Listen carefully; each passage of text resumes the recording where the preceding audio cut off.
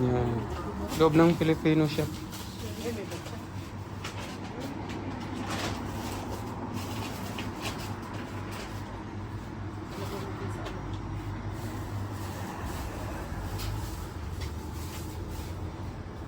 Yan sila oh, nag-ano.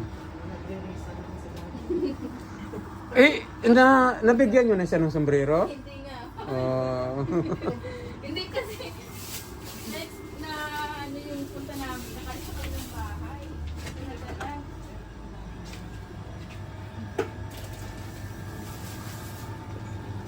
Sa susunod sa susunod. Sana nakapunta kayo ha. Prepare na yung ano, pakamananahan kayo. You buy 50 and then to 1 ticket.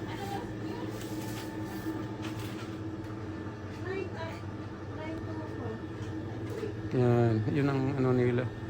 May mga ano, dried fish. Kaso lang, hindi pwede sa akin itong mga dried